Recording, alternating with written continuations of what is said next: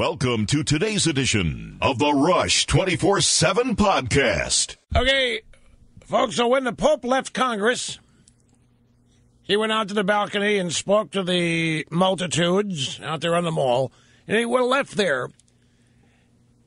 He went over to Catholic Charities in Washington and had a lunch with the homeless.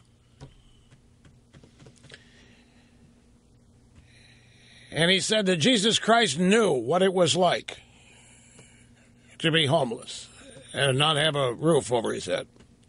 Hey, how are you doing, folks? Great to have you with us. Rush Limbaugh behind the golden EIB microphone, 800-282-2882 if you want to be on the program. The email address is rushbo@eibnet.com. No, I was just thinking about how close in proximity the comment was. And every Christmas, you can count on the fact, you can bank on it, you can invest in it, make a lot of money, that some Democrat somewhere is going to say that Mary and Joseph are the modern equivalents, or the homeless today are the modern equivalents of Mary and Joseph. That Mary and Joseph were homeless and Jesus was homeless. And it is a Democrat Party left-wing rhetorical trick, per se, in order to tug at heartstrings. And here came the Pope today. You know, there's a reason after the ceremony at the White House yesterday, you know what I'm told that they were running around the White House saying?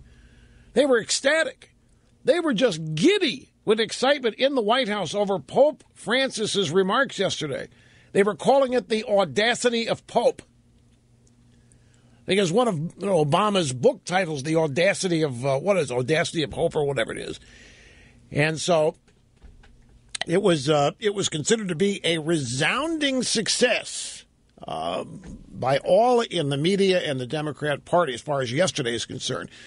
We're still getting commentary and analysis and, shall we say, reviews of the Pope's address to a joint session of Congress about an hour and a half ago.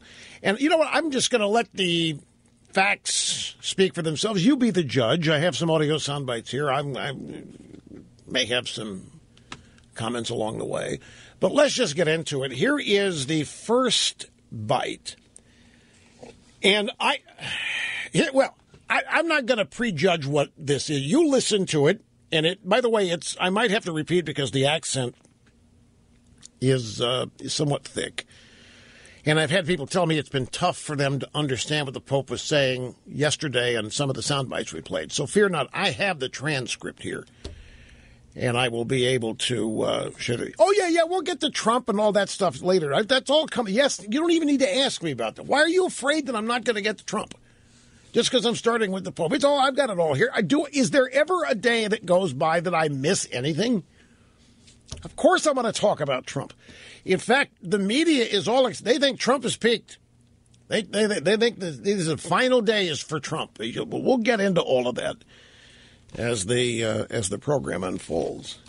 Despite that, there's a Bloomberg poll out there. I don't know if it's Bloomberg, but Bloomberg's website has it. 72% the American people agree with Trump that America has lost its greatness. Yet Trump has peaked. He's headed downhill. There's really only one story it's based on one poll, actually, one poll, and the drive-bys are building their hopes and dreams on that one poll. But we'll get to all that. Here is Pope Francis, soundbite number 1, at his speech today before a joint session of Congress. There is another temptation which we must especially guard against. The simplistic reductionism which sees only good or evil, or if you will, the righteous and sinners. The contemporary world, with its open wounds, which affect so many of our brothers and sisters, demands that we confront every form of polarization, which would divide it into these two camps. Okay, were you able, Mr. Snerdley, to catch all. Well, here's what he said. There is another temptation which we must especially guard against.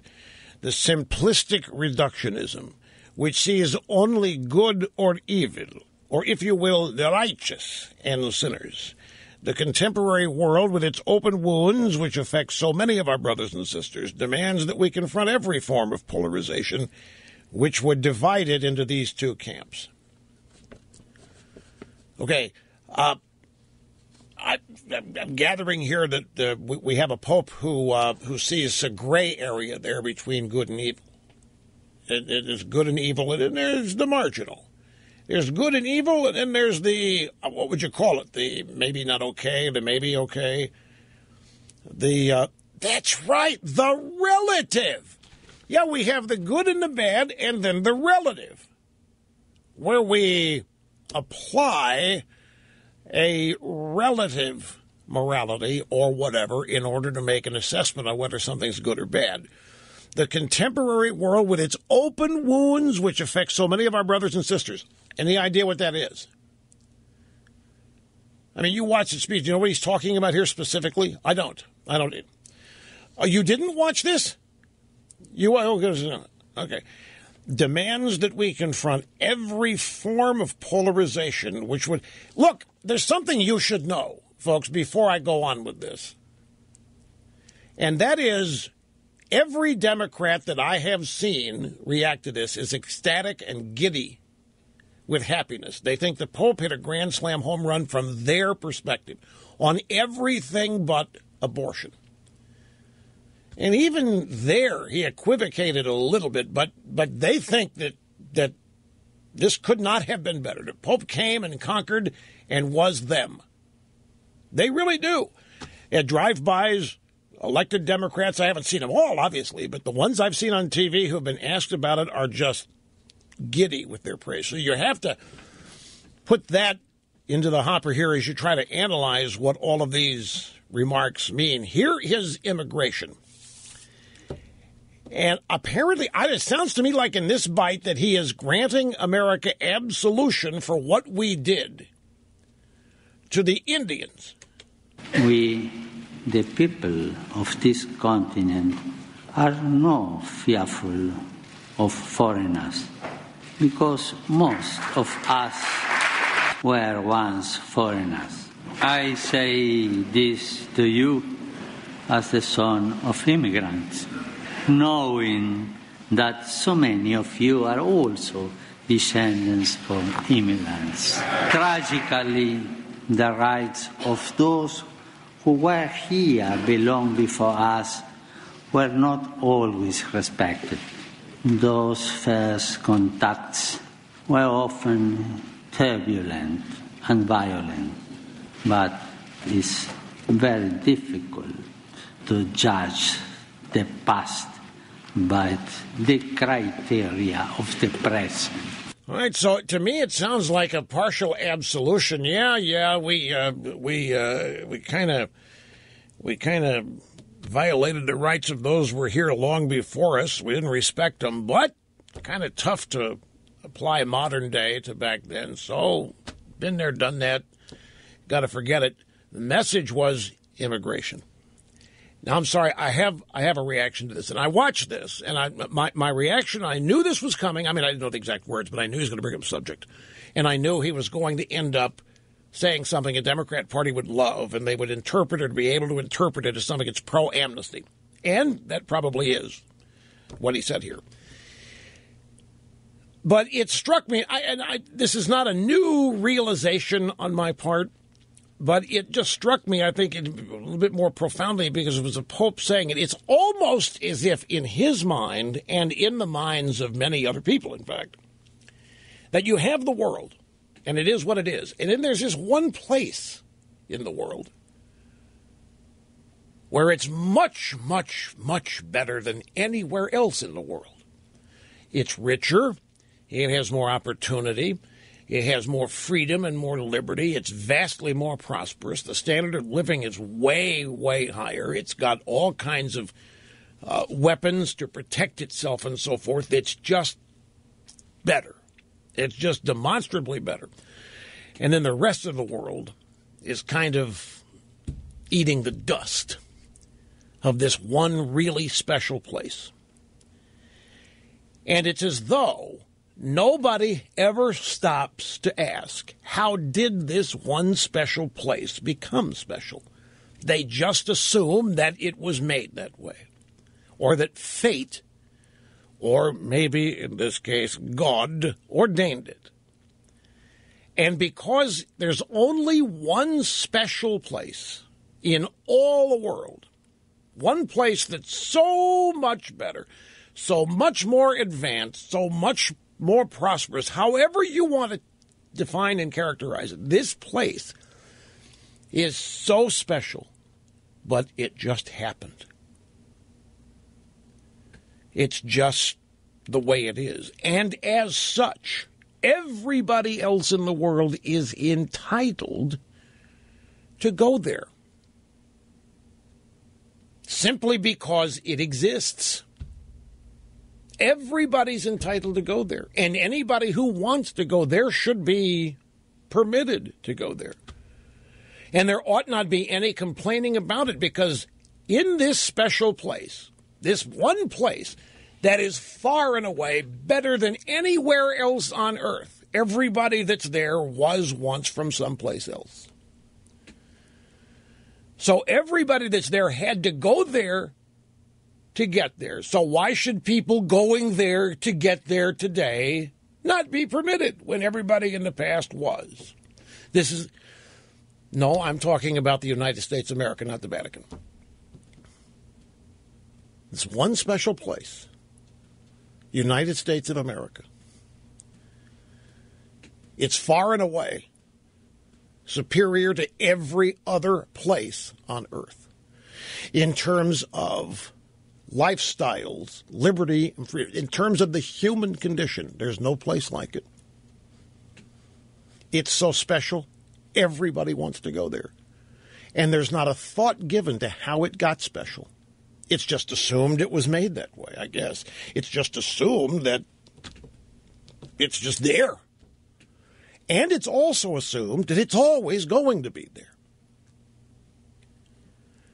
Call it the golden goose or whatever you want, but everybody saying that we have no right to keep anybody out because nobody kept us out.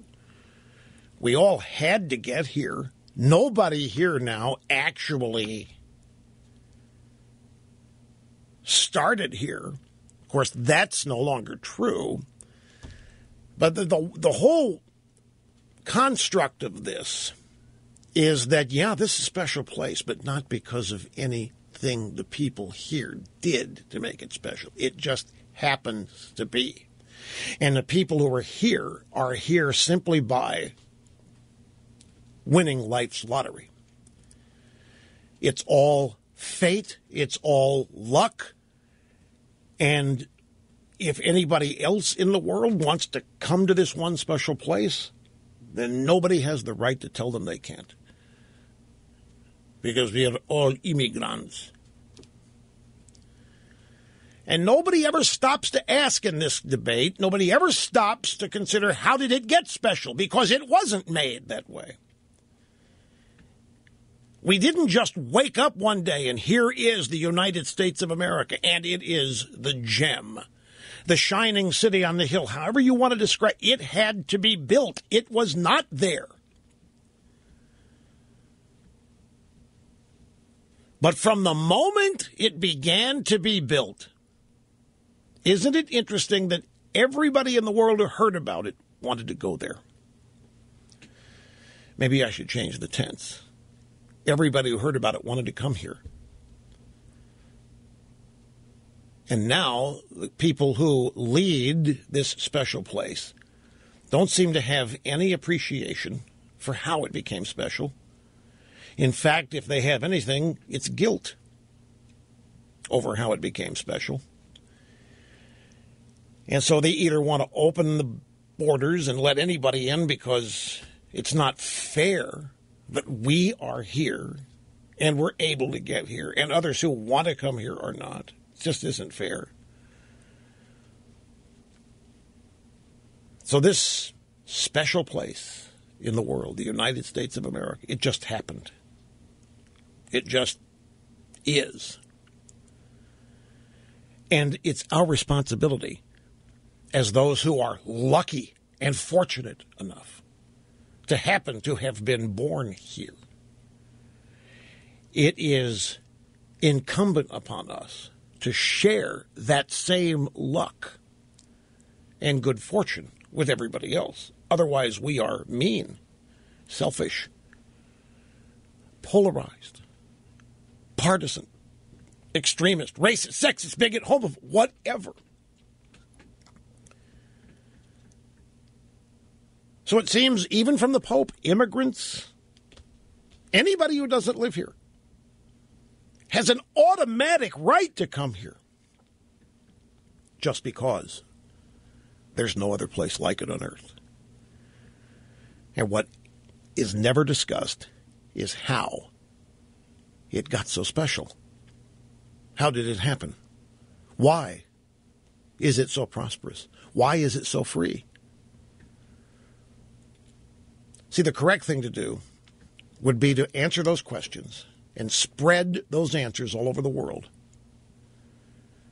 And that's what, to me, if I had the ability to command the attention of the peoples of the world, that's what I would tell them. I certainly wouldn't stand for policies that are going to end up destroying this special place. Because once this special place is destroyed and is no longer special, then where is everybody going to go? I dare say, ladies and gentlemen, it's even worse. In some people, it's worse than the mistake they make in just assuming that there is the world and everything in it, and then there's this one special place. And this one special place just happened. No thoughts given to how. No thoughts given to replicating it even. No, that's where it gets even worse. Where it gets even worse is that some of those who look at the United States for what it is, special, no place like it on earth, want to tear it down for that specific reason, just because it's unfair. The one thing that I can honestly say that has perplexed me all of my life, and you know me, I'm the mayor of Realville, and I live and breathe nothing more complicated than common sense. It's the other stuff that confuses me. Common sense to me is simple. And I've never understood why there aren't a lot of people trying to figure out how the United States became this special place and then try to replicate it around the world, because that's the solution to the human condition. Solution to poverty, the solution to misery, solution to backwards living is the United States of America. Why not learn how that happened? Learn why and how we happened. What is it that made it special? Don't just assume that it just happened, quirk of fate, a meeting of various forces coming together in a giant coincidence. It's not what it was. It was miraculous in a way. Why not try to replicate it? If you really love people, if you say you really love people, you really care about people, want the best for people, well, this is the best place. Instead of coming here and destroying it, why not copy it, replicate it? Never understood that, folks. I mean, certain level I do, of course, but... And welcome back. It's great to have you here, Rush Limbaugh, with talent on loan from God. You know, you talk about what made America great. There's a definitive answer to it.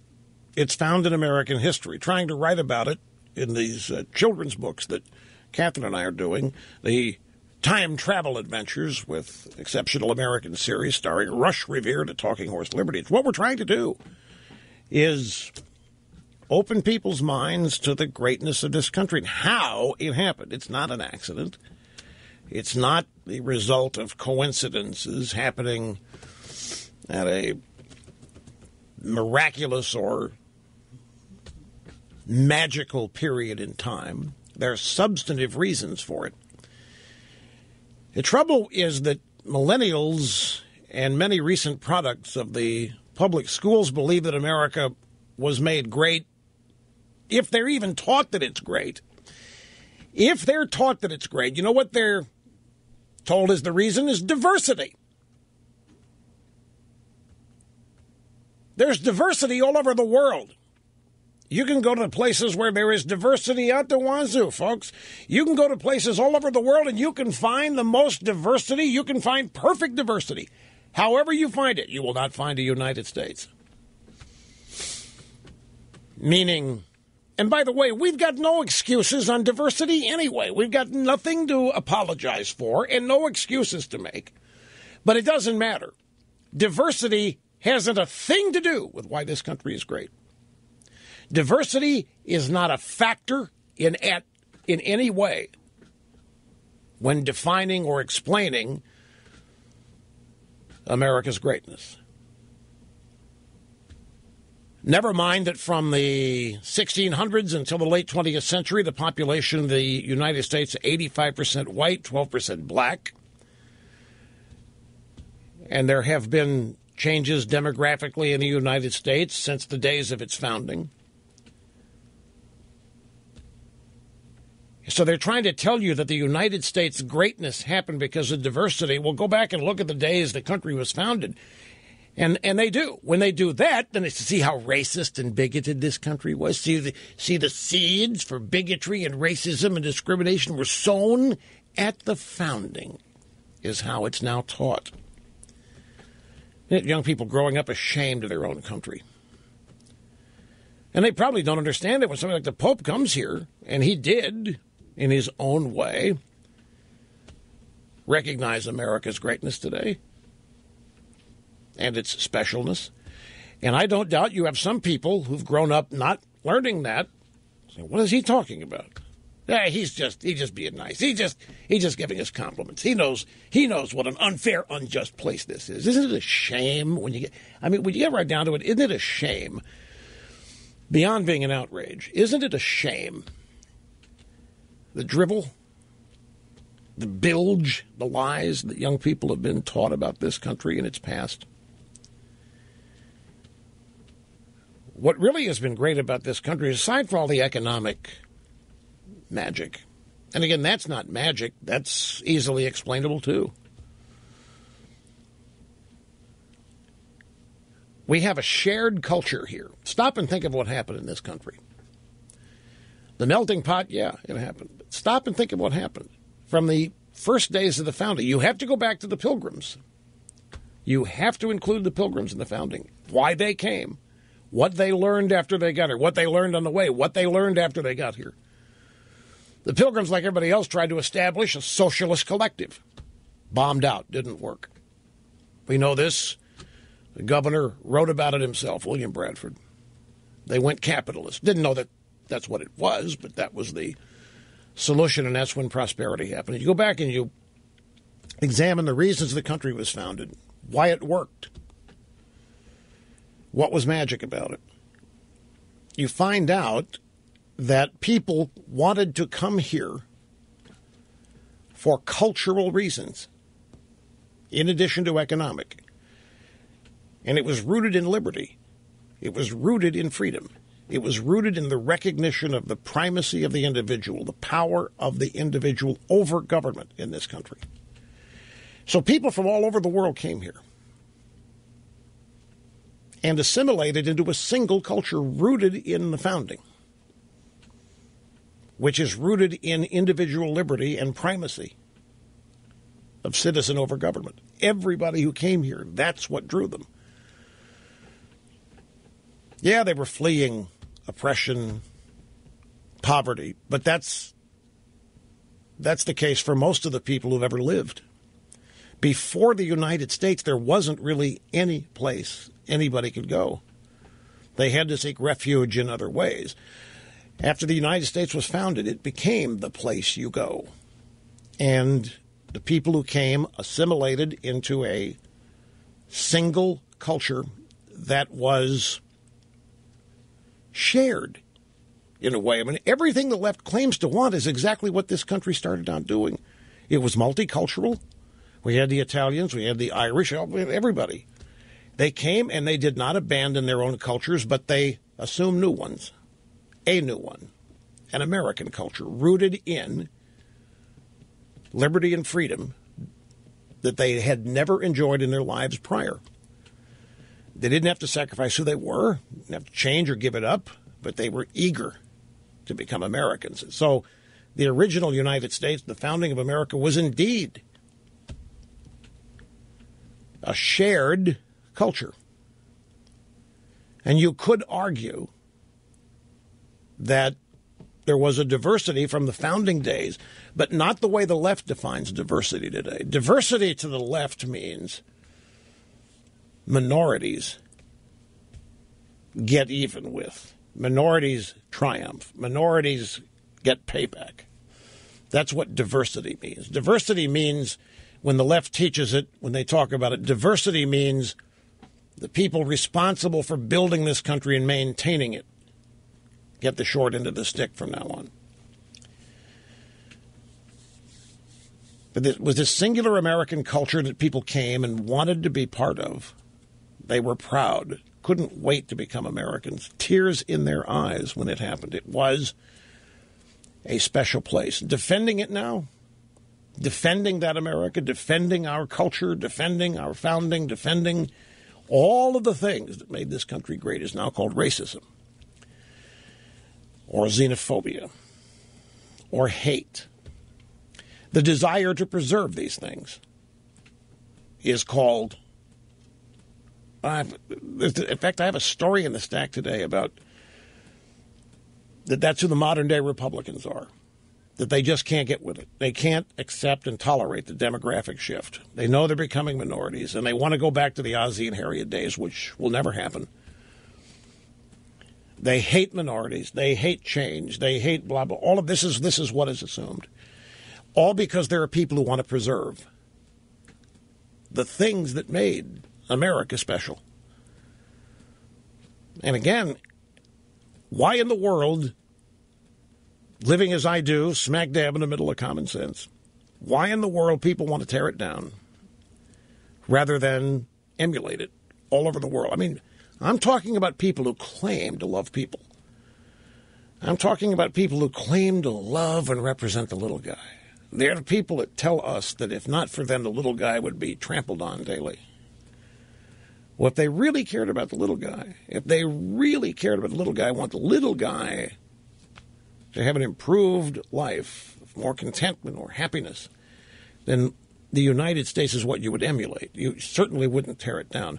So it must not be true when they tell us what they really want is to help and assist and elevate the little guy, because they don't elevate anybody. People I'm talking about try to make things fair by punishing and penalizing people at the top. They seek equality and fairness by reaching for the lowest common denominator they can find. Equally shared misery seems to be what their utopia is. So if I had the good fortune of having the ability to influence people all over the world every time I spoke, I would do my best to make sure people understood why the United States of America is special. And then I would suggest that everybody who wants to come here, don't blame you. Fine, and then there's a legal mechanism for this. We're not denying people the right to come to our country. There's a legal way to do it. That's another thing people forget, including the Pope today. We're not talking about being anti-immigrant. We're talking about obeying the law.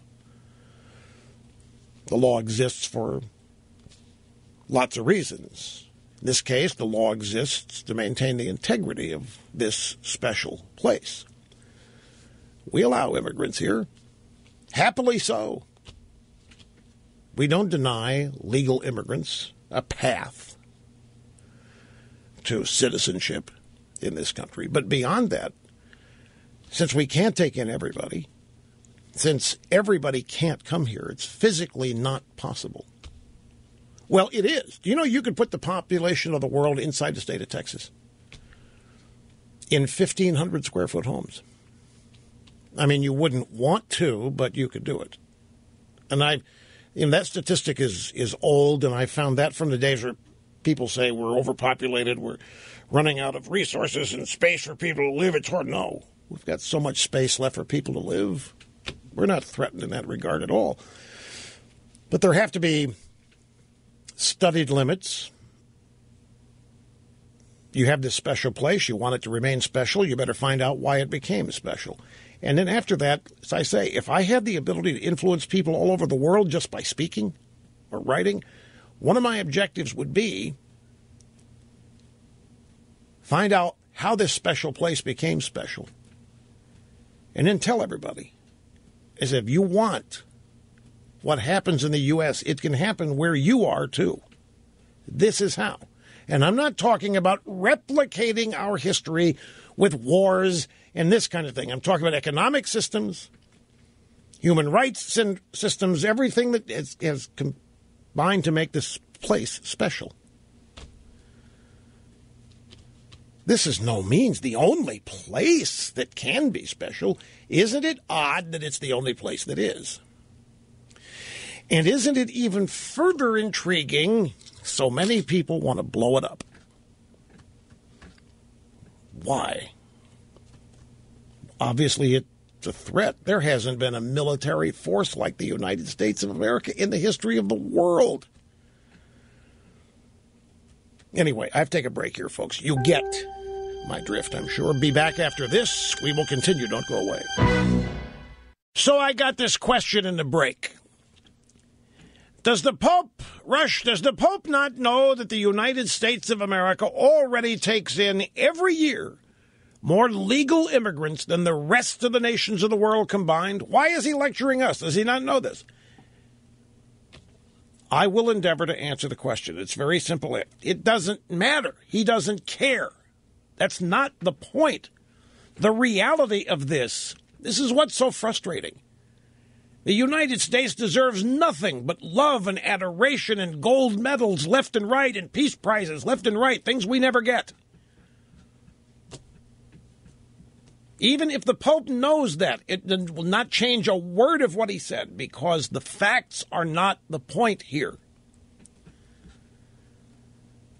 The point is, folks, for people on the left, and I don't care what kind of clothes they wear or where they live, people on the left, this nation is guilty. And there is not a set of facts in the world that's going to change it.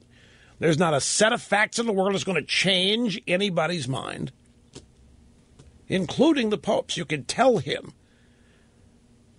You could say, Pope Francis, the United States already takes in legally more immigrants every year than the rest of the world combined. I don't know what the answer would be, but it certainly wouldn't be, oh, really? Oh, gee, okay, well, forgive me. It wouldn't be that. It would be, well, you could do more. Or you could be happier about it, or whatever. But all of this is political, folks. All of this is a political agenda, and facts that obliterate the agenda of the left are nothing but problems. They are not going to be acknowledged. They're not going to be accepted. They're going to be distorted, blown up, or what have you. Here's, speaking of, Francis in Dublin, Ohio, as we head to the phones for the first time today. Welcome to the program, Francis. How are you? I'm fine. Thank you very much, Mr. Limbaugh. You bet. First thing I have to say is God bless you. I'm calling to give a different perspective on the Pope's address and perhaps some of the perspectives that have been offered or proffered on his views and direction. Background is I'm a very traditional conservative Catholic, but if I look at his speech today, I would ask you to consider among other teachings of the church and his explanation of them as he's described them today, take a look at certain phrases which you will not see highlighted on MSNBC or the tell me, media. I tell you, time is really, it goes by here. Could you tell me what he said that you're talking about? Individual freedom, individual rights, Mr. Limbaugh. And in fact, in the middle of his speech, he prayed for the continued vitality and effort given to the technical, and he even used the word either enterprise or entrepreneurialism that has made so many things. Well, no, I'm not. Wait a us. minute now. Wait a minute. I haven't yet said the Pope was critical of the United States. I know. I know that. But in terms of understanding where he is coming from, everything that he's asked for asked us to do has always been on with a focus on the individual. One of the distinguishing factors of the faith, and I know you're more learned on the faith, actually, though you're not Catholic, than I am, is that it is founded on free will, the individual will. So yes, it is, which opens up all kinds of questions. If you believe in free will, why don't you have confidence in people to use it? Why do you want a government or whoever regulating them if you believe in it? That's just me. Sorry.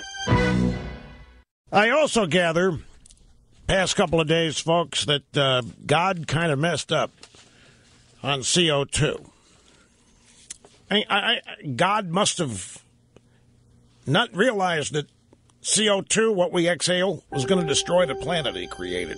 That's a big mistake. I don't know what we're going to do. And welcome back, my friends. It's a delight to be with you. Great to have you here, Rush Limbaugh. Executing assigned host duties flawlessly, zero mistakes, because I do the assigning. Telephone number if you want to be on the program is 800-282-2882, and the email address, lrushbo@eibnet.com.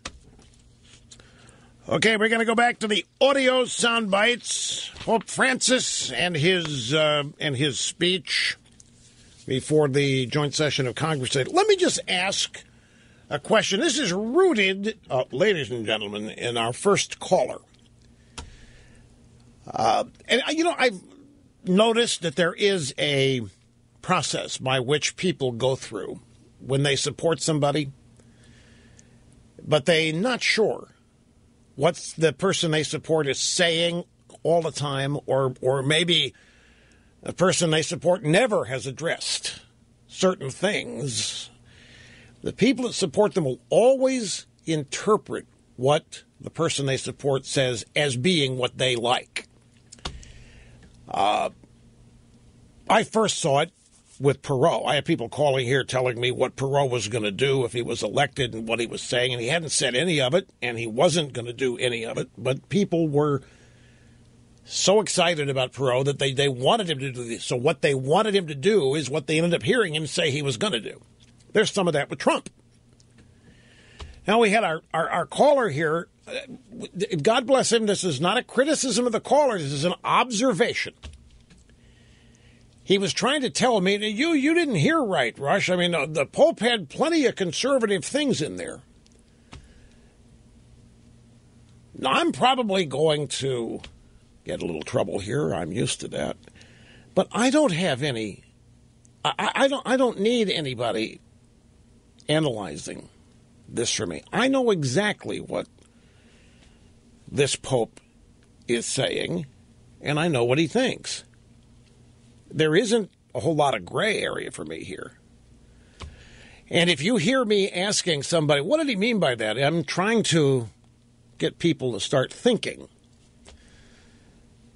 Well, let's continue the exercise here. My only point here is that I don't go looking for phantom statements from people I support. I don't imagine phantom statements because I support them. If they do things that I don't like or don't agree with, my support can go. I mean, my support's not wedded to anybody at all times ever, depending. So I do not do this, and I don't imagine the people I support saying what I want them to say and then try to explain to it, no, you didn't hear. What he said was, I heard him, but when I didn't. So my point is, I don't have any doubt what the Pope said in any facet of his speech today. I know what he did. I know what he said. And if you have any doubts, just look at the reaction at the White House. That's pure and simple. Or anywhere in the Democrat Party. Aside from abortion, and the way they look at that is, he had to throw us a bone somewhere. That's the way they justify it. They're not going to throw him overboard because he took him to task on abortion. So they'll rationalize it some other way. But they're not going to pay any attention to it. Anyway, here we go. Where'd we stop? We have to soundbite number, we stopped at 3. No, we got to do 3. Yeah, we only got 2 of these things in the first hour. Anyway, here's the third bite. This is the Pope Golden Rule. Refugees, and I remember why. The second soundbite launched me on this whole notion of why these people think this place is so special, how it got this way, and just assuming it always will be. Anyway, here's the next bite. Our world is facing a refugee crisis of a magnitude known since the Second World War. This presents us with great challenges and many hard decisions. On this continent, thousands of persons are led to travel north in search of a better life. We need to avoid a common temptation now awaits to discard whatever proves troublesome. Let us remember the golden rule. Do unto others as you will have them do unto you. So, a bunch of liberals and Democrats in the audience wanted to applaud when the Pope said, be nice to each other. I mean, that's what the golden rule. Be nice to each other. Yeah, right on. You tell them. As though that's something special. Now, why would the left think that's something special? Because they think we're mean, folks. I'm telling you, they think we're mean and extremists. And they think the Pope's calling us out when he says that.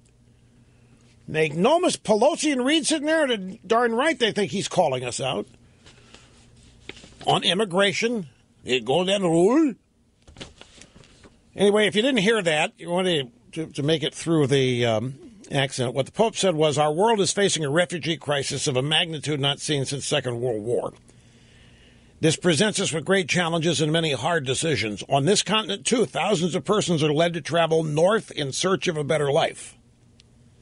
We need to avoid a common temptation nowadays, to discard whatever proves troublesome.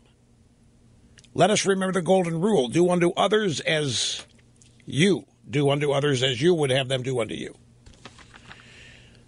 Does anybody have any doubt what he said there? Do you have any doubt, Mr. Stern? Are you confused at all? Wendy, how about you? You confused at all? No. Even while she's reading U.S. Weekly. What about you, Brian? You confused at all? Nobody's confused what he meant by just keep your borders open. Treat them like you'd want to be treated. Right. Treat them like full citizens of your country. You treat them the way you would want to be treated. Don't treat them the way you will be treated if you go to their country. You will not be allowed in and you will be kicked out. And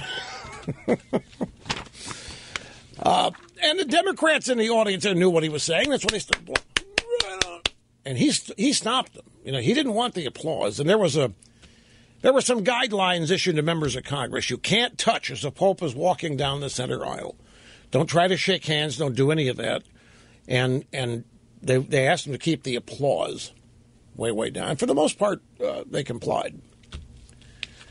There were just some times the left couldn't help themselves. They were so excited. Here's the next soundbite. This is where the Pope got to mentioning abortion. The Golden Rule also reminds us of our responsibility to protect and defend human life at every stage of its development. This conviction has led me from the beginning of my ministry to advocate at different levels the global abolition of the death penalty. Does anybody have any doubt about that? Who do you think was yelling and screaming there in the background? Let me read it. You may, again, in case you were unable to understand what the Pope said there was, the Golden Rule also reminds us of our responsibility to protect and defend human life at every stage of development. This conviction has led me, from the beginning of my ministry, to advocate at different levels for the global abolition of the death penalty.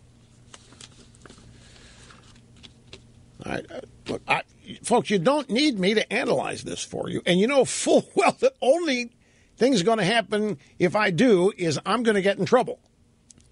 So you know what's being said here. You don't need me to translate. And he continued on that same thing. Well, kind of moved now into a very, very Clinton-esque thing. He wove a nice web from capitalism and praising business and pivoted to climate change. Business is a noble vocation directed to producing wealth and improving the world.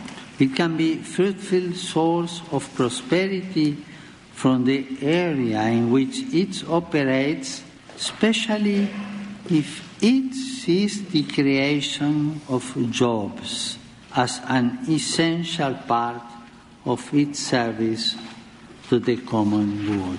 This common good also includes the earth, the environmental challenge we are undergoing, and its human roots concern and affect us all. Any doubt there about what was being said? How about business is a noble vocation? Wait, I'm going to get there, but first, is business a vocation? What is business? If it's not a vocation, what is it? It's a state of being. It's not a vocation. What do you want to do when you grow up? I want to go into business. Cool. What do you want to do? Nothing more than that. Want to go into business. Yeah, but what kind? Nope. I want to create jobs for the common good. How are you going to do that? I'm going to go into business. Doing what? Nothing. It's just business. It's a great vocation. It can be a fruitful source of prosperity. There are others. Well, inheritance is a source. No, inheritance is a transference of wealth. Inheritance is not a fruitful source of prosperity. When you bequeath something, you're giving it to them, but you're not really sourcing anything. So business is a source of prosperity. What other sources of prosperity are there? This is a key question in the arguments between left and right. The government. If you're on the left, the government is a source of prosperity. Damn right. If you're on the left, you would. The government's a primary source of prosperity for you if you're on the left. And if you believe that business exists to kill you, if you believe that business exists to poison you, then government is a source of prosperity for you. And it's especially good, business is, if it sees the creation of jobs as an essential part of the service to the common good. Now, well, that's not. It's not what jobs are for. But see, this is where all of this is really simple as pie, but it seems like it's too technical, which warns people off or scares them off. But if you say to somebody, as I have done, no, the purpose of a business is not to create jobs and to help a community. You realize there are people, depending on how they've been educated, those are fighting words, and they think you are a lunatic. They think the only reason for business is creating jobs and cohesiveness in a community and providing health care. Now, you go ask any founder of any company why he or she did it. You will never hear, I wanted to create jobs for the community, as the number 1, number 2, number 3, number 4, number 5, number 10 reason for doing so. That is a result of the success the business enjoys. Creating jobs is not why people start businesses. Creating jobs is not how people innovate in business. It's not how they compete.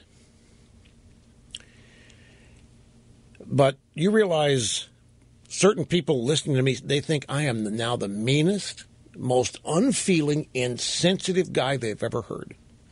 Based on how they think that's exactly what business is for. Is to create jobs, is to provide health care. Is to keep a community organized and functioning. I guarantee you, I've encountered it over the course of my stellar broadcast career on previous occasions where I have said such things as I just said. You believe you've heard the angry calls. You just don't get it. You just do not understand. That's insensitive. It's mean-spirited. No, it is none of that. It's simply true. Anyway, I have to take a break here, folks. I will do it. We'll come back, and we will continue with your phone calls after this. Don't go away. Hey, folks, I just had this pointed out to me. Somebody sent me a website called Now the End Begins. Yes, I've got the Rich Lowry soundbite coming up, and it's all beneath the dignity of this program, but I'm going to play it. I've got it. I got all that Trump stuff coming up. So, yeah, just hang in there, be tough. Anyway, this website, Now the End Begins, points out. Website is Now the End Begins. Is it now? Yeah, nowtheendbegins.com. The Pope never once invoked God. Never once. Did not open or close in prayer. And the website also mentions something else that we all heard. I had registered when I heard it a number of times, but I didn't think to make a note of it. The Pope repeatedly said he wanted to enter into dialogue with the American people. Well,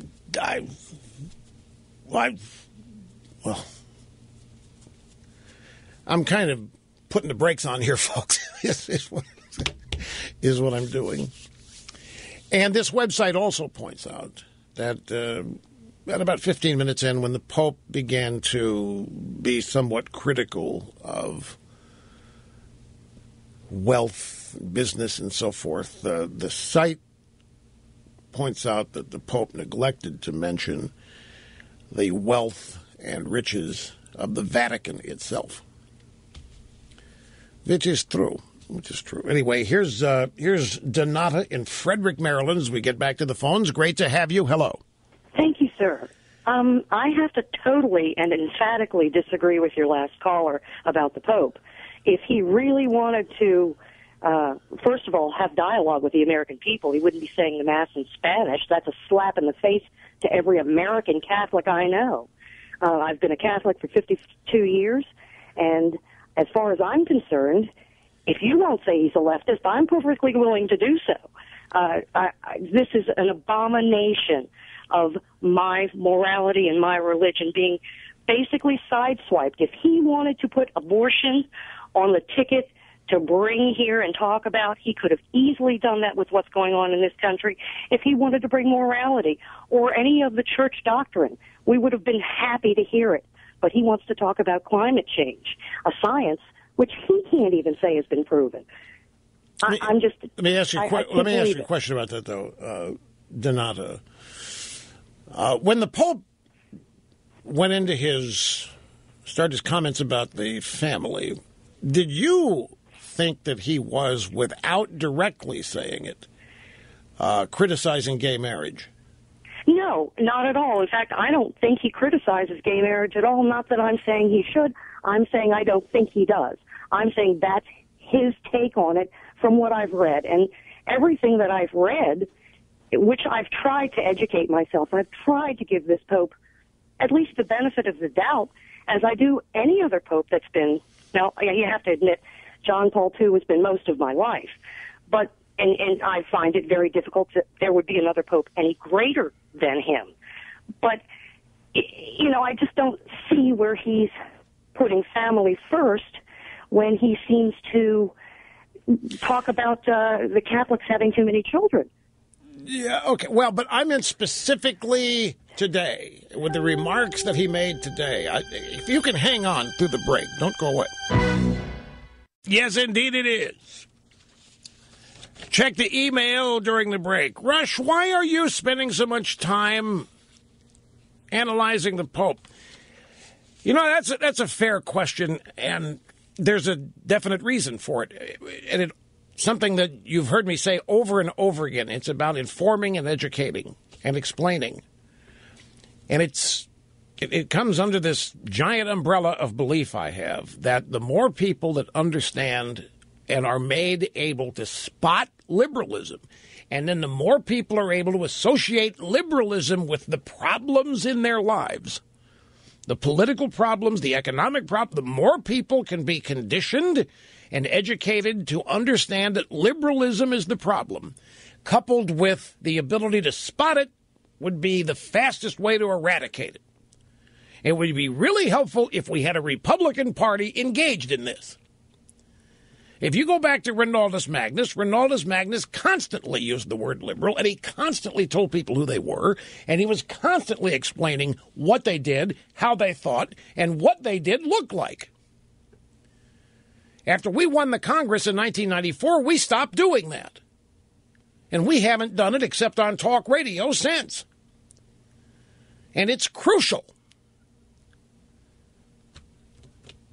Going to need more than winning elections. We're going to need to change the way people think. And they're not going to change what they think if there's no counter to the way liberalism is presented in the pop culture. People have to be able, you have to teach them. My quest here has been to teach people what liberalism is and how to identify it and how to spot it. And furthermore, how to understand that liberalism is probably the root of most of the problems they face in life, including raising their kids, including educating their kids, practically every walk of life, because everything today is political. Here's another reason why. We have, as the President of the United States, one of the most radical leftists that's even ever run for office. Certainly the most radical, extreme leftist ever to be president. But if people are not told that, they're not going to believe it. Nobody wants to believe such things about the president. Nobody wants to believe such things about other powerful figures like popes and other revered leaders. If you look at what Obama has done, capitalizing on the squishiness of the GOP,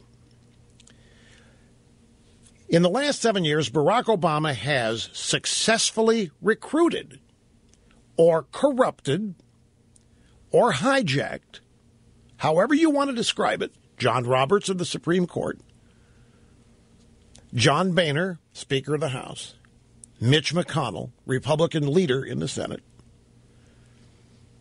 and some might even say the Pope.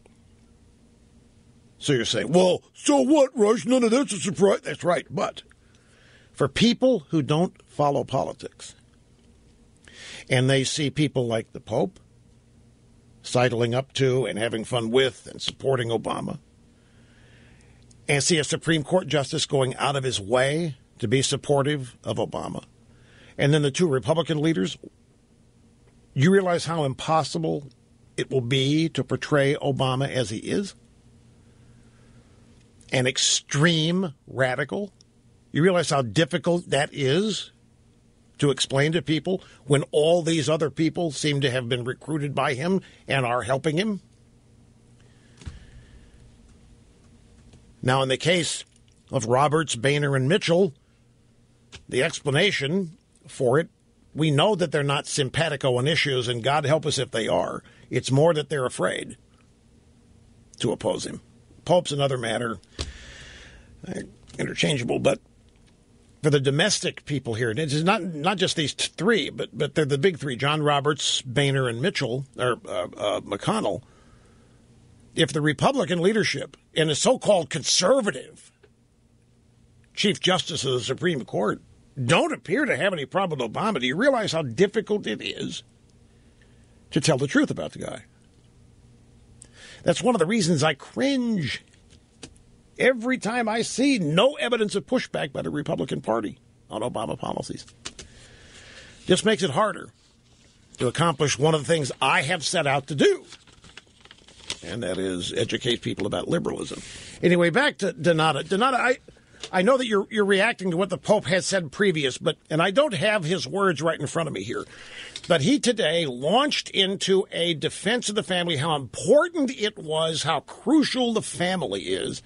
He did not mention gay marriage or any of that, but he was talking about it in the traditional sense. And so I just wanted to ask you, because you are a Catholic and you're having some difficulties with his papacy, if you thought that his comments today in that joint speech were a disguised criticism of gay marriage.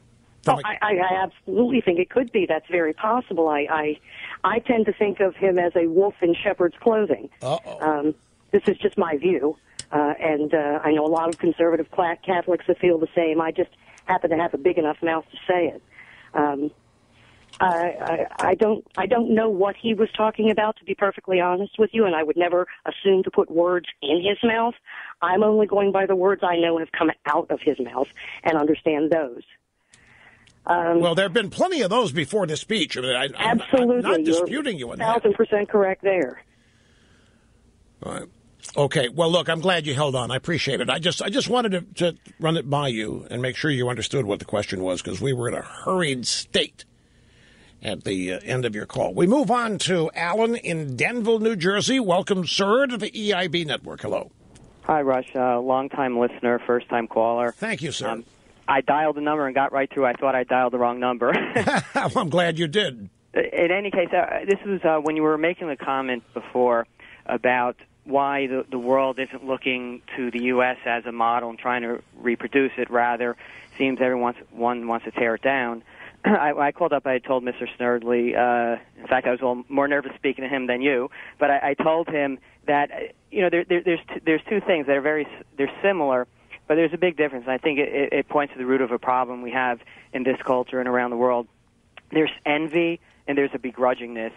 Envy is something that it can be a positive, because I can be envious, or you can be envious of someone's possessions and use that as a positive to try to strive to achieve whatever you need to get those possessions in terms of a job, education, whatever it may be. You could be envious of Mr. Snerdley's job, and that's why you would get so nervous talking to him when you call. Right, right. And neighbors can be envious of what the other person has, yet still be happy for what they have. Right. And the relationship will endure. However, the problem we have is a begrudgingness.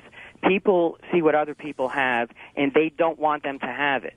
And if neighbors have a begrudging feeling towards their friend's possessions, eventually it's going to eat away and destroy the relationship, and they're going to look at ways to try to take away what their friends have. There's no question that happens in neighborhoods. I mean, that happens among friends. I mean, that's just, you're right. That's a natural human emotion. That's called jealousy.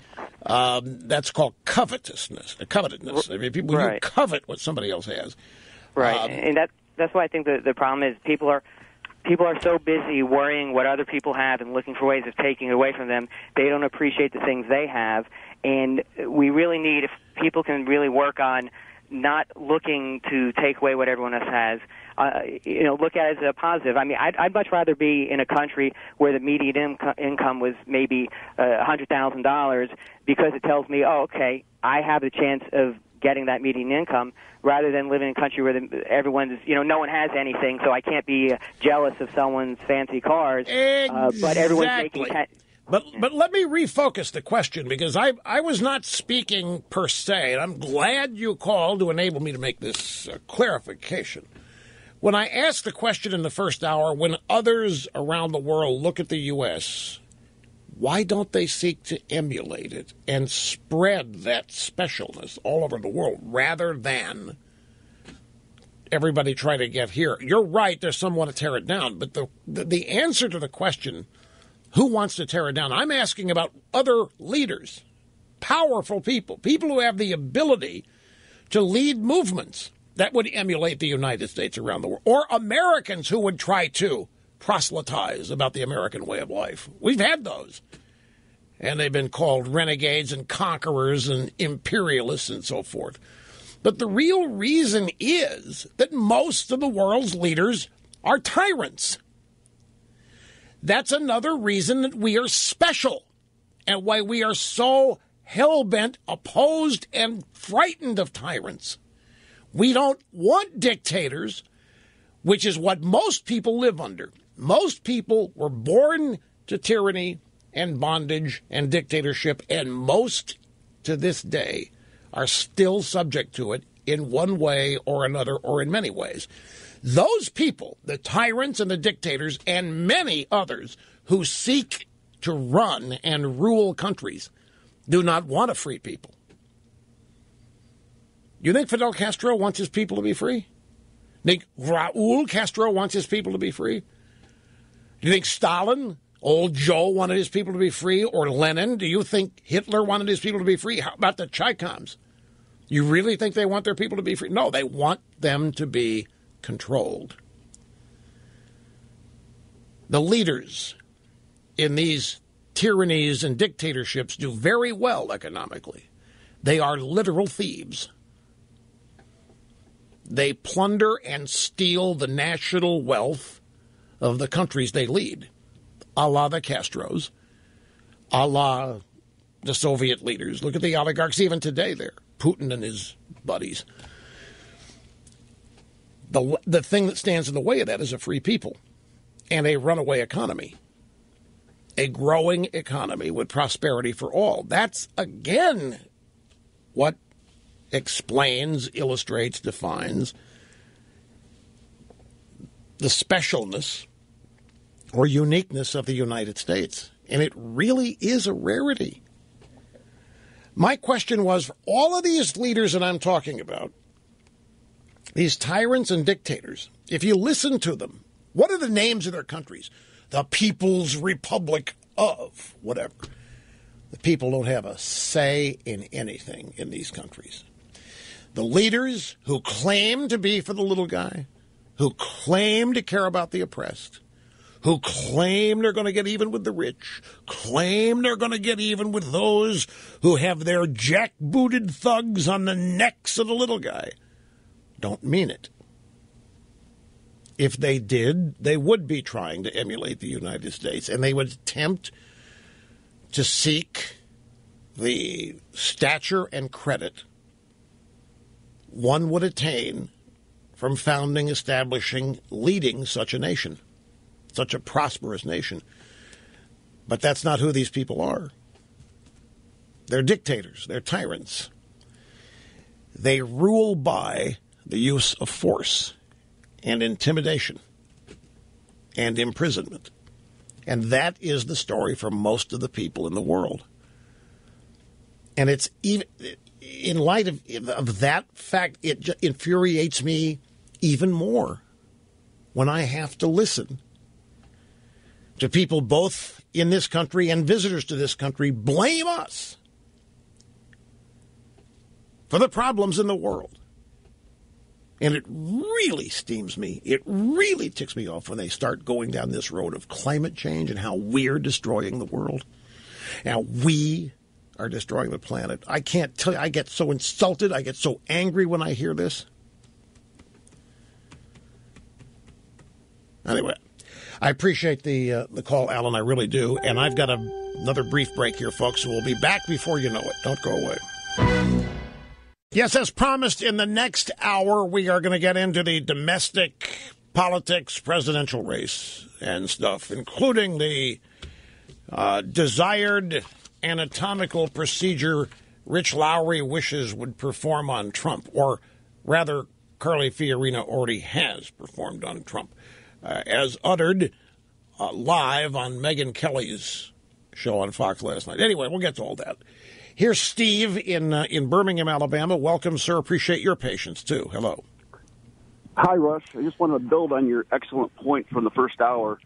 The left does often talk about why and how we became wealthy. I mean, not good or special, because we don't think about it in those terms, but wealthy.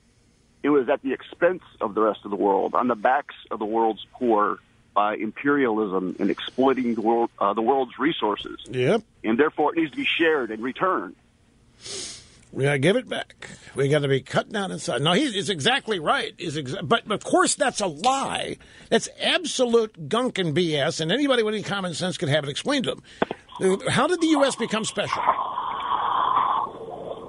Oh, this was special. And it just worked out that way.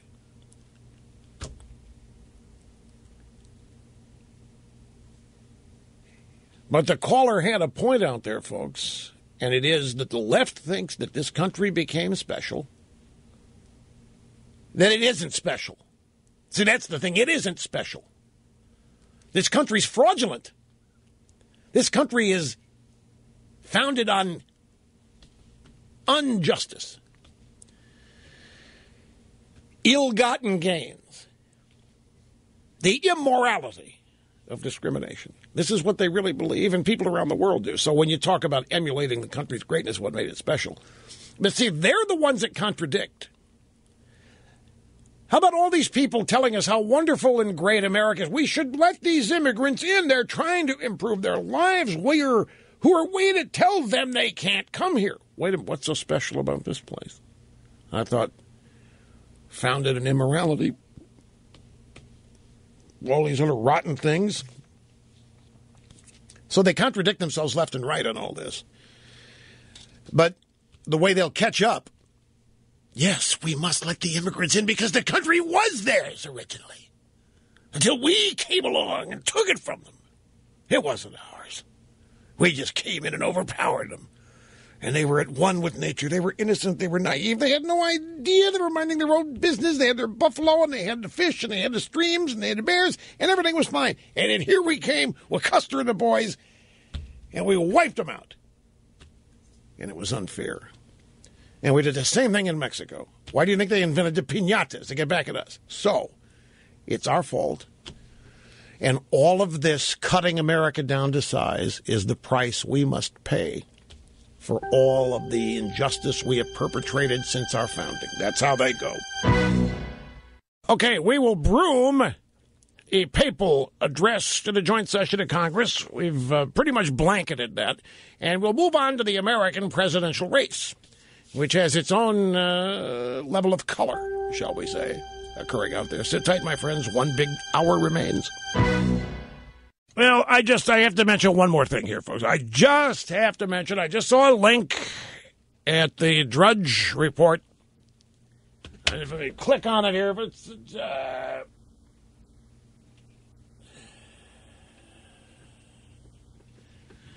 U.S. News and World Report.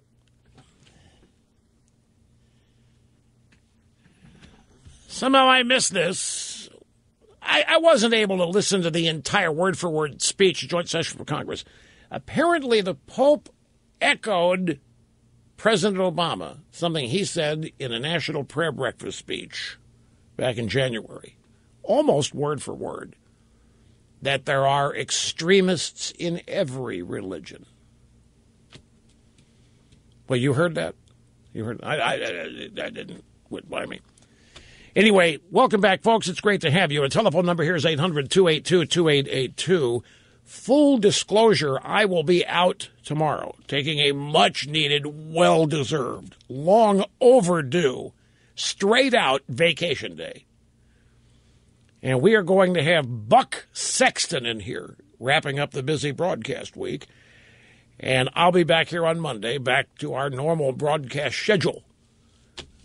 So this is the final hour for me this week. And that's relevant for those of you on the phones who want to have one last chance at me.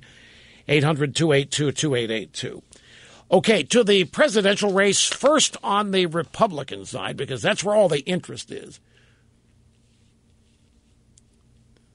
Oh, and now I've just been told there's one more story about the Pope I've got to see. Is it something that's happened since the speech before Congress?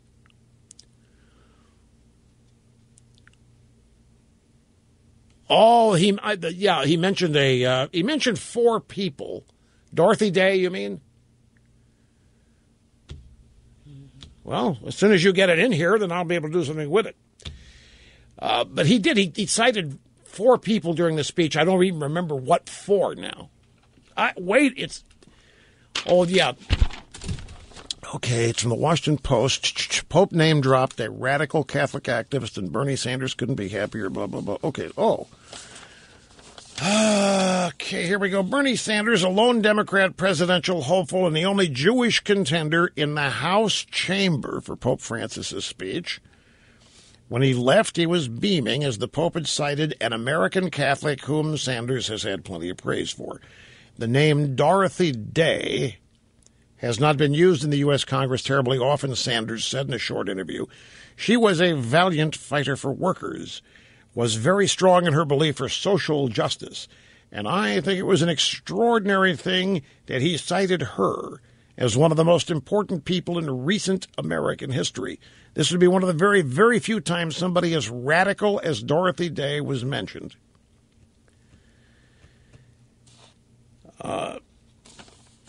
Some are suggesting she needs to be canonized. Anyway, Bernie Sanders was just ecstatic over this. Apparently, Dorothy Day was a vital and controversial figure on the American left. She had a thick FBI file compiled by agents tracking her support for Democrat socialism and opposition to foreign wars. She wrote in 1956, "We need to change the system. We need to overthrow not the government, as the authorities are always accusing the communists of conspiring to teach us to do, but this rotten, decadent, putrid, industrial capitalist system, which breeds such suffering in the whited sepulcher of New York." So he cites for praise a noted radical anti-capitalist. And he's not political. Rush, you're just misjudging this. You shouldn't worry about Pope on that regard.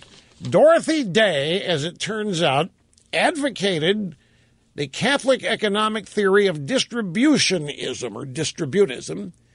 In the 1930s, she worked closely with fellow activist Peter Maurin to establish the Catholic worker movement, a pacifist movement that continues to combine direct aid for the poor and homeless with nonviolent direct action on their behalf. She founded a newspaper, The Catholic Worker, in 1931 and served as its editor from 19... And they want to canonize this babe. They want to canonize her, and she's noted for her anti-capitalist statements, ripping apart the capitalist structure of the United States. And here comes Pope Francis mentioning her for praise in his speech today, and Bernie Sanders about had an orgasm in there. He was so excited about it. Okay, don't hit me with any more Pope stuff. I've had my limit of it. We've been there, we've done that, we got the word out. It's up to people now whether they want to accept what the reality of this is or not. We move on to Republican presidential politics. First off, from Bloomberg Politics, there is a poll here, a national survey, which finds that 72% of the American people say their country is not as great as it once was, which it says here is a central theme of frontrunner Donald Trump's campaign. Americans are fed up with politics. They suspect the wealthy are getting an unfair edge, and they think the country is going in the wrong direction. This, according to a new Bloomberg politics poll that lays in depth and breadth the discontents propelling outsider candidates in the Republican Party. The survey shows 72% of Americans think the country is not as great as it once was. Okay. And here is in this poll, here are the favorites. In order, Trump at 21, Carson at 16, Jeb Bush at 13, Carly Fiorina at 11%. Boy, the long knives are coming out for her now. Well, the long knives are coming out for Carly Fiorina, and a lot of people are starting to defend her as well. Fox News, Chris Steyerwalt, Polorama, Trump treads water as others rise. After more than a week wandering in the data desert, we've stumbled into an oasis of polls, writes Mr. Steyerwalt. 3 fresh surveys on the Republican race, Fox News, Bloomberg, and Quinnipiac, give us the first reliable snapshot after the second candidate debate. Here are the poll quotes. Trump's share of the vote is the same as it was before the Fox News debate 7 weeks ago. It's a flat line. But the lines beneath him are not flat. Trump's lead over his closest competitor, Ben Carson, has fallen from 14 points to 8 points in the past 2 weeks. And another poll quote. With Bush out of the hunt for now and the field thinning, Trump has to face the reality that his real rivals now are Carson, Rubio, and Fiorina. And despite his attacks, they are still rising. And they're excited about this. Don't forget, at most of the mainstream media outlets, there is a revulsion for Trump. And they have been predicting that he would wipe himself out ever since the day of his announcement. And that hasn't happened. So they have been eagerly anticipating the day they can report he's leveled off. They then are eagerly anticipating the day they can report his support is falling and dwindling.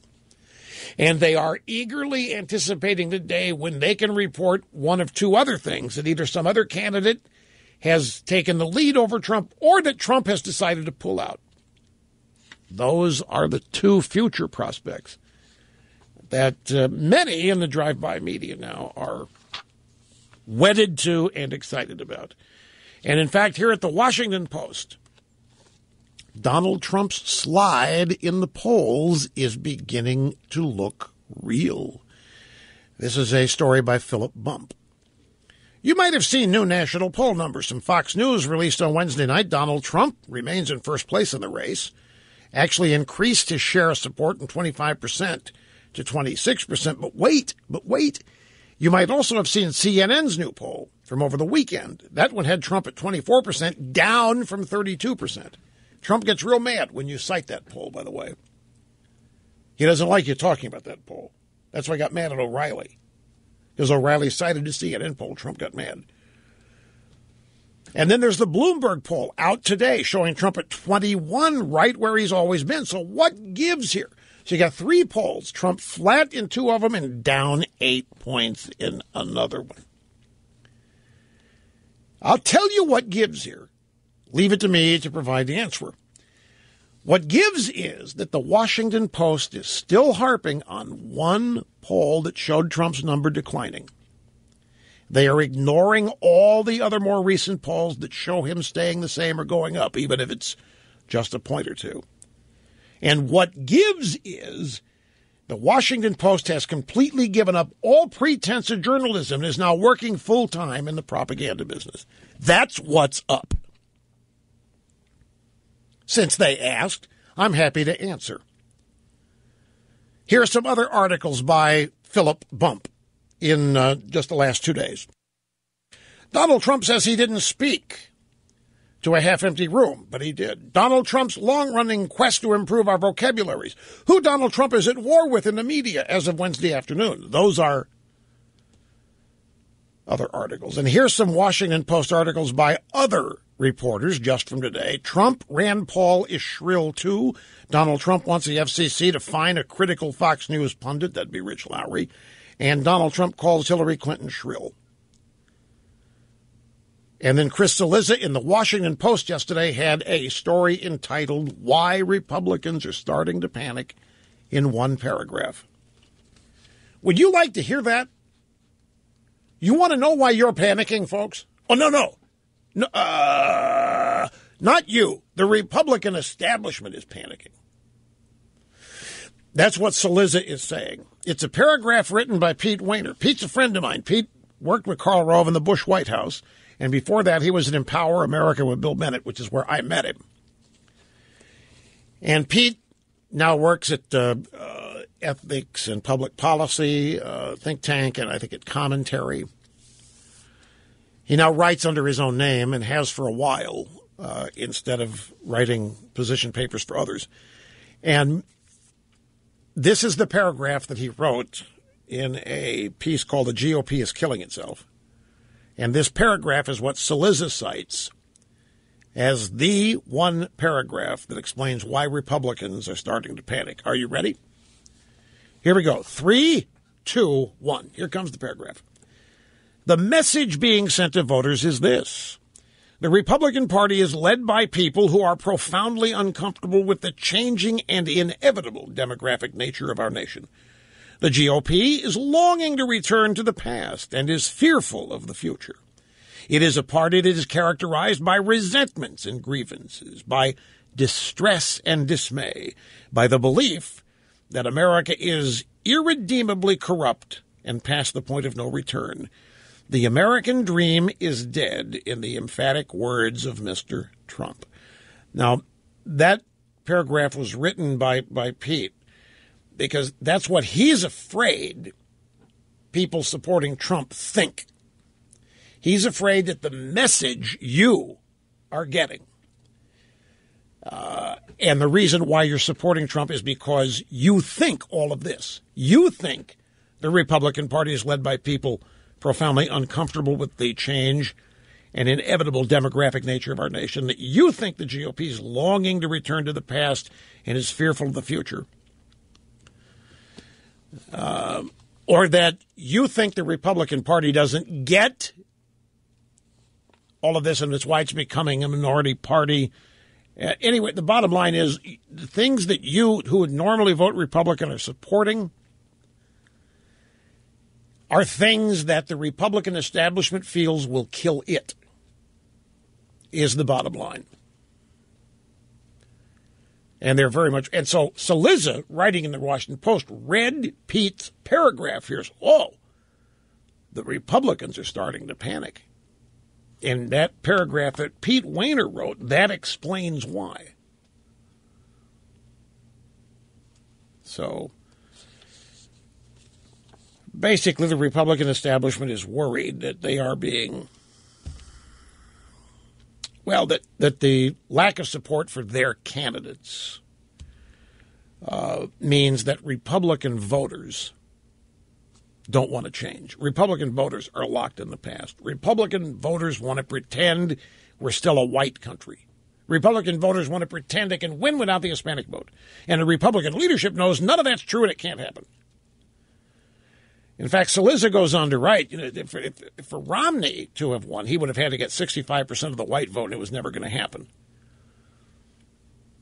And that no Republican can win with just a majority of the white vote because there aren't enough white people anymore. That's why you got to go Hispanics. That's why you got to go Asian. You got to reach out to the other demographics. And the Republican establishment thinks that Republican voters don't want to do any of that.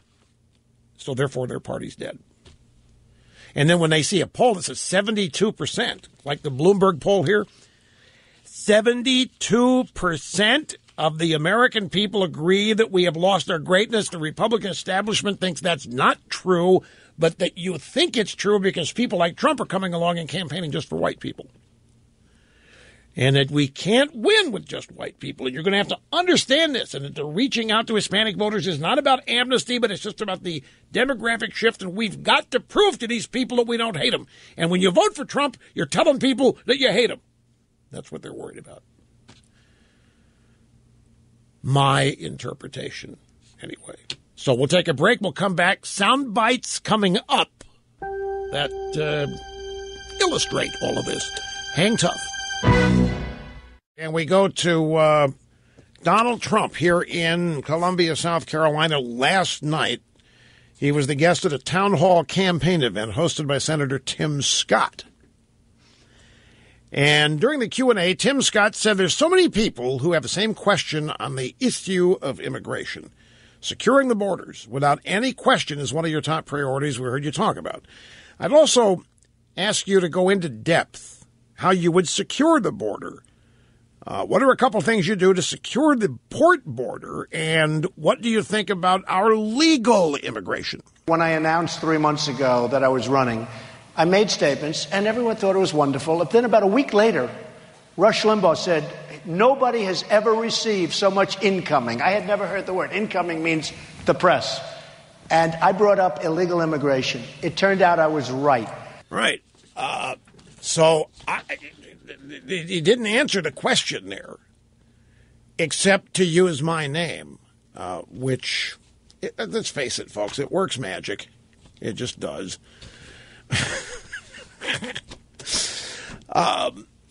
Anyway, that's become a stock, almost a regular appearance. And the reason is it did happen. He makes that announcement, and everybody just jumped. In an 18-hour period, I don't recall as many media salvos and attacks. I mean, it was wall to wall over things he'd said about the rapists and purse snatchers and muggers that were immigrating, or not emigrating, but invading the country. Tim Scott said the Iran deal's terrible. How do you intend to help protect Israel under a regime that's moving very quickly towards a nuclear bomb? Who would you rather have negotiating, Trump or those clowns that are negotiating right now, okay? Then I get these lightweights like Rubio. He gets up and he says, well, Donald Trump didn't talk about foreign policy. I don't want to tell too much. Romney should have won the last election. Something happened to him. He choked. Something happens. Like a golfer in the 18th hole, he can't sink the putt. We still didn't get the answer.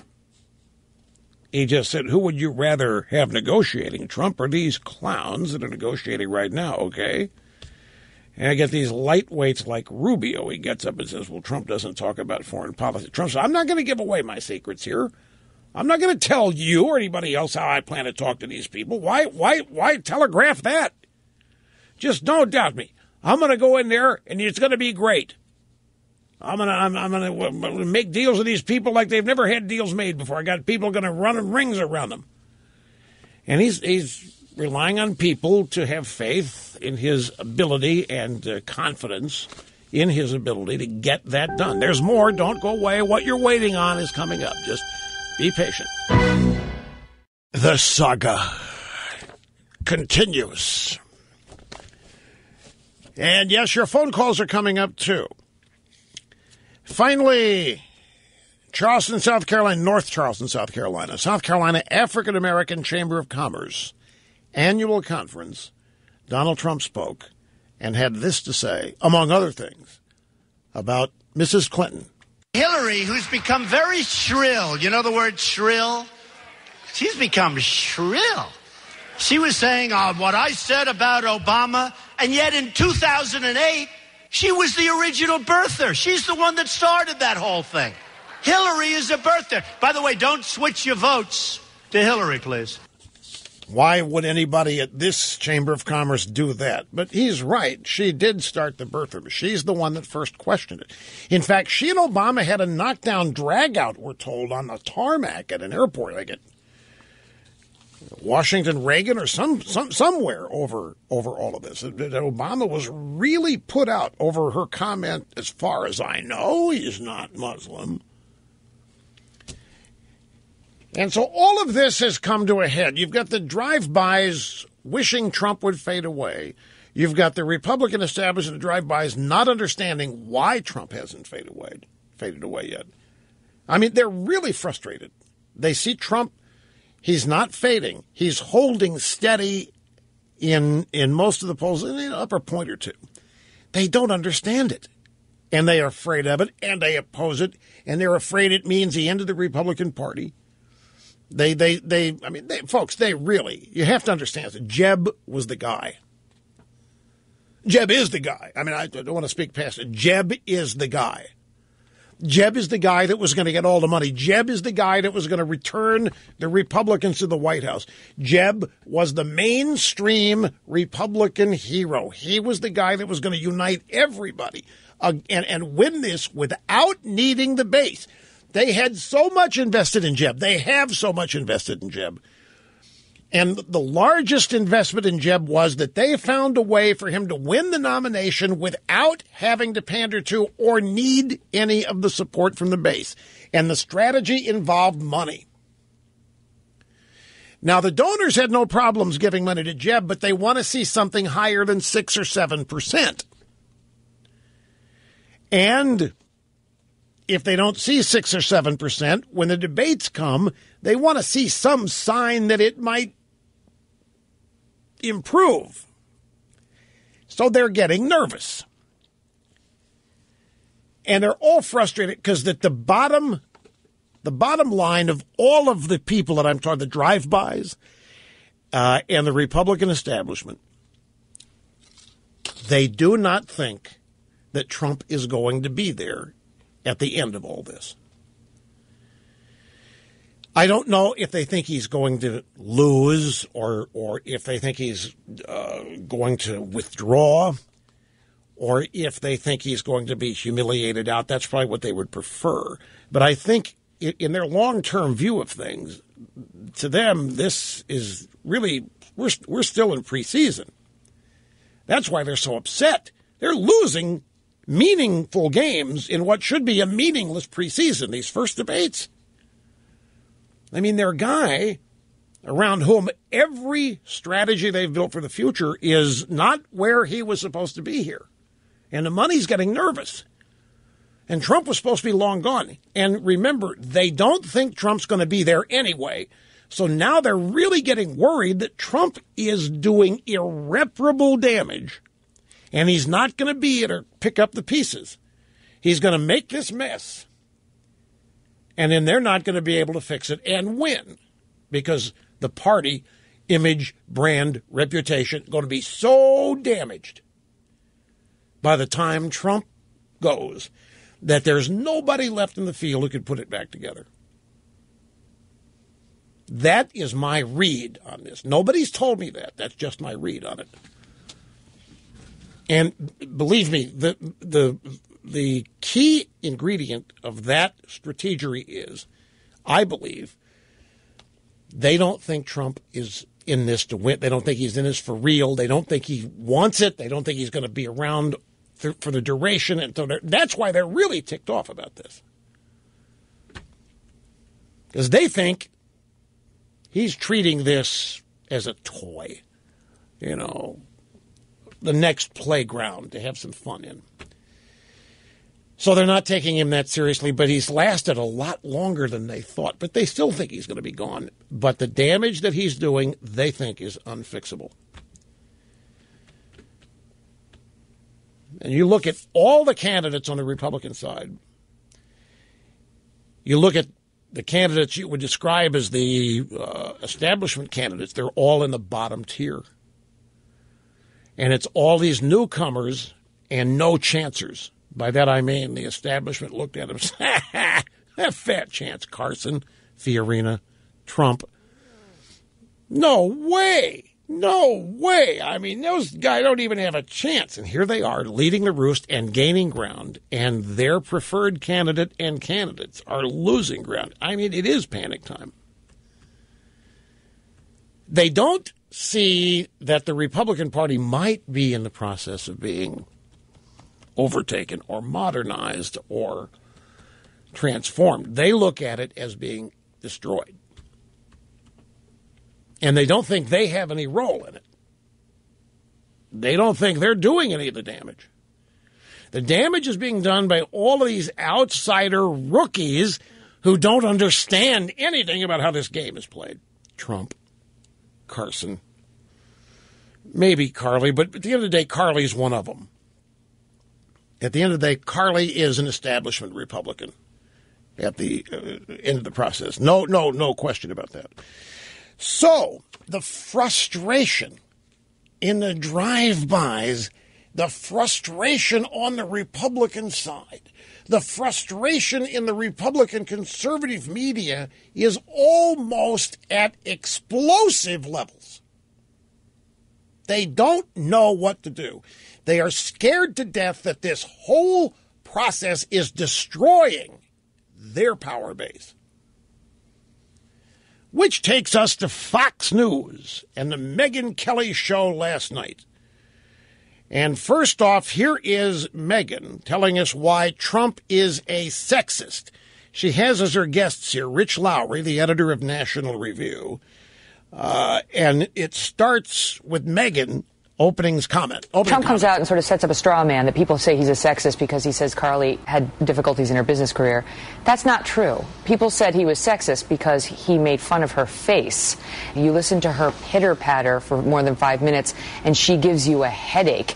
Those are known as sort of code words for this woman drives me nuts because of, we've heard these things before. Okay, so Megyn offers her opinion here that Trump is a sexist. And that's why. Now, you can't blame her for having animus for Trump. I mean, that relationship makes sense to us. And understand why Trump's mad. We understand why she would be mad. That makes all sense in the world. The things that she cites here, Trump, well, he made fun of her face, and then he said, you listen to her pitter-patter for more than 5 minutes, it gives you a headache. All of that is stereotypical humor rooted in caveman days. And any modern woman is going to hate that. They're not going to find in it any funny. Like the old mother-in-law joke, the bad news, good news conundrum. You just bought a brand new, whatever your favorite car, you just had it delivered, and the next thing you know, it's going over the cliff, but your mother-in-law's driving. That's an old stereotypical joke, mother-in-law jokes. On a windy day. Guys, that's a mother-in-law convention out there. The mother-in-laws are intrusive, and they always disapprove. It's stereotypical stuff. Those jokes do not play today. They don't go over. So when you refer to a woman as a nattering nabob, you're calling her a nag. And the number one rated female primetime news anchor is not going to find it funny for another woman to be called a nag. So you can understand why those kinds of things would irritate her. Now it's time Rich Lowry, National Review, steps up to the plate to take his swings for the establishment club, for the team, following what Megyn just said. I think part of what's going on here is that last debate. Let's be honest. Carly cut his balls off with the precision of a surgeon, and he knows it. He knows it. He's insulted and bullied his way to the top of the polls. No one was able to best him ever except for this tough lady on that stage, and it must kill him. He must be simmering about it to this night. All right, so you heard Megyn in there. I don't know if you heard Megyn. What did you just say? You can't say that, but he did. Yeah, I'll be happy to play this one more time. It roused Wendy from her slumber in there. Here it is, Rich Lowry taking his swings for the team, following Megyn Kelly's comments about Trump being a sexist. I think part of what's going on here is that last debate. Let's be honest. Carly cut his balls off with the precision of a surgeon, and he knows it. He knows it. He's insulted and bullied his way to the top of the polls. No one was able to best him ever except for this tough lady on that stage, and it must kill him. He must be simmering about it to this night. Okay, so Lowry was following Kelly saying that Trump uses sexist code words about women, and she's out there, what did you say? You can't say that. But they all loved it. They all loved it. Well, now, Trump has responded. I have to take a brief time out, but we'll share with you Trump's response and some of the criticism that response is getting when we get back here. Okay, so Rich Lowry said on Megyn Kelly last night that Carly Fiorina surgically removed Trump's package. And he's very irritated about this, and he's humiliated by it. He's fighting back, and he's been taken off his game by this woman, and he can't stand it. So Trump was on CNN today with Allison Camerata, and she said, why are you in this spat with those people over at Fox? You say that Fox News hasn't treated you fairly. How? They have pundits on the show. I mean, one of them made a total fool of himself last night. He totally lost it. It looked like he was having a nervous breakdown on television, and he used words that were so unbelievable, maybe he'll be fined or censured or thrown off. A guy named Rich Lowry, who I never even heard of, but he said something that I've never heard on television before. I was shocked. But he lost it. It was wonderful watching this guy lose it because, you know, he's a bad guy. Right, he's a bad guy. And so they knew what happened at CNN. They were just baiting Trump there. Trump went on to suggest the FCC should move in and fine Fox or fine Lowry. And a lot of people are saying, you people supporting Trump, you need to wake up and listen to this now. This is not a conservative doesn't go crying to government when somebody insults him like this. You don't go calling the FCC and demanding the FCC fine that guy or do this or that. You people supporting Trump, you understand this is not a conservative. Conservatives don't go to government to get even with people like this. That's I think it's ridiculous, but that's what some people are trying to talk Trump supporters out of supporting him. By saying, you guys think he's conservative. Look, he's going into the FCC, fine Lowry, and so forth. I mean, that's neophyte kind of stuff. You Trump supporters ought to realize what you're doing here.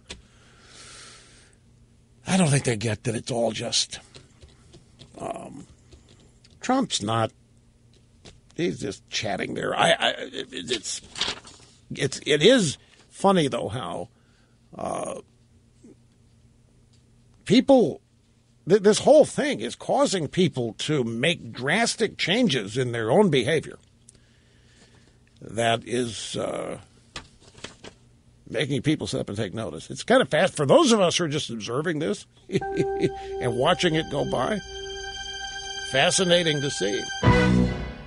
Well, that's it, folks. That's it for another exciting excursion into broadcast excellence. And again, a reminder, I am going to be out tomorrow with a long-awaited, much-deserved, eagerly anticipated, and it's going to go by way too fast, vacation day.